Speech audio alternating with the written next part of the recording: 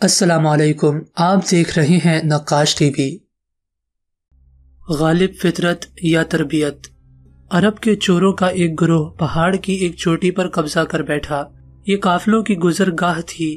اس گروہ نے گزرنے والوں اور تجارت کرنے والوں کا راستہ بند کر دیا۔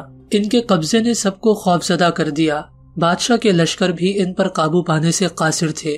آخر کار ملک بھر کے باسیوں نے ان پر قابو پانے کے لیے حفاظتی اقدامات کا مشورہ کیا۔ فیصلہ یہ ہوا کہ ان کو ڈھیل و مہلت نہ دی جائے اور ان کا مقابلہ کیا جائے گا، کیونکہ جب کسی درخت کی جڑ ابھی نہیں ہو تو اسے اکھاڑنا آسان ہے، اور جب اسے کچھ مدت بڑھنے دیا جائے تو پھر اسے اکھاڑنا مشکل ہو جاتا ہے۔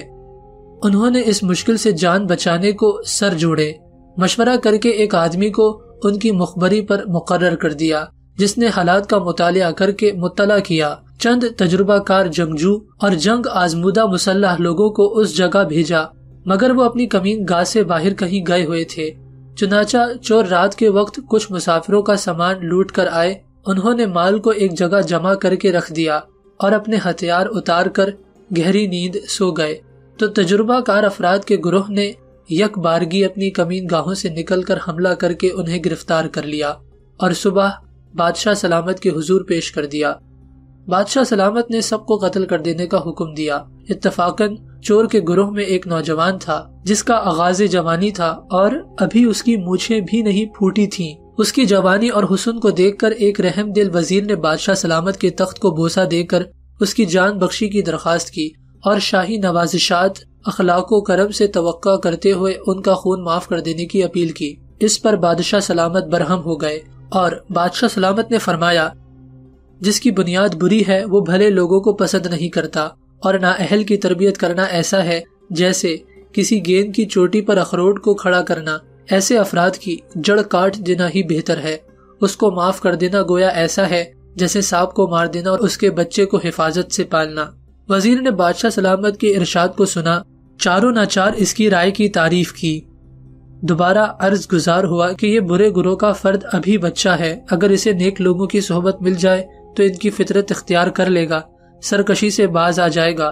بادشاہ کے مصاحبوں کی ایک جماعت نے بھی اس کے اشارے پر بادشاہ سلامت سے اس لڑکے کے لیے سفارش کر دی۔ ناچار بادشاہ نے اس کے قتل کا ارادہ بدل دیا اور کہا کہ میں نے معاف کیا، اگرچہ مناسب نہیں۔ لڑکے کی پرورش شاہی خزانے سے ناز و نعمت سے ہونے لگی۔ اسے تعلیم و تربیت دینے والے افراد مقرر کر دیے گئے۔ سبھی افراد نے اس کی تعلیم و تربیت میں بڑی کوشش کی، سبھی اسے پسند کرنے لگے، بلکہ ایک دن وزیر نے موقع پا کر اس کے اخلاق کا تذکرہ اور تعلیم و تربیت کے اثر کا ذکر بادشاہ سلامت سے کر دیا اور یہ کہہ دیا کہ اس کی پرانی نادانی اور کج طبیعت دور ہو گئے ہیں۔ بادشاہ سلامت وزیر کی بات سن کر مسکرائے اور فرمایا، آخر بھیڑیے کا بچہ بھیڑیا ہوتا ہے، اگرچہ وہ انسانوں کی صحبت میں پل کر بڑا ہو۔ اس ناز و نعمت کی زندگی کے 2 سال بھی پورے نہ ہوئے تھے۔ آخر کار موقع پا کر اس جوان نے وزیر اور اس کے 2 بیٹوں کو قتل کر کے خزانہ لوٹ کر راہ فرار اختیار کر لی، جنگلوں میں چلا گیا، حکومت کا باغی بن گیا، جس پر بادشاہ سلامت کو بے حد رنج و غم ہوا اور برملا کہہ اٹھا کہ برے لوہے سے عمدہ تلوار کیسے بن سکتی ہے، سکھانے پڑھانے سے نالائق کب لائق ہو سکتا ہے، اور بارش جس کی فطرت پاکیزہ ہے، اس کی بوندیں باغ کی زمین میں تو گل و لالا اگا سکتی ہیں، مگر کلر والی زمین میں تھوہر اور جھاڑیاں اگانے کا کام کرتی ہیں۔ نیز یہ بھی کہا کہ شور والی زمین میں سنبل و ریحان پیدا کرنے کی کوشش نہ کرو، اور بروں سے نیکی کرنا ایسا ہے جیسے نیکوں کے ساتھ بدی کرنا۔ اس حکایت سے ہمیں 10 سبق ملتے ہیں۔ کسی کے قصور یا جرم کو معاف کر دینا اطوار و اخلاق کی بلندی ہے۔ بری عادت کی پختگی پر نیکی سے کوئی اثر نہیں ہوتا۔ نااہل کبھی تربیت سے نہیں سنورتے۔ سانپ کو مار ڈالنا اور اس کے بچے پر رحم کر کے پالنا عقل مندوں کا کام نہیں ہے۔ کمینے سے وفا اور تعلق اور روابط قائم کرنا بے وقوفی کی علامت ہے۔ فطرت کو بدلنا کوئی آسان کام نہیں ہے۔ نیک لوگوں کی فطرت و خصلت بندے کی طبع پر وقتی طور پر اثر انداز ہوتی ہے۔ فطرتاً، عادتاً اور خصلتاً بد فرد اچھی محفل و صحبت سے بھی نیک نہیں بنتا۔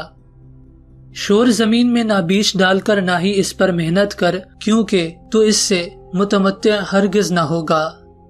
بد انسان بد سے بھی بدتر ہو سکتا ہے، کیونکہ وہ اپنے جذبات، ارادوں اور احساسات سے عاری ہوتا ہے۔ ویڈیو کو لائک اور اپنے دوستوں کے ساتھ لازمی شیئر کیجیے گا۔ خدا حافظ۔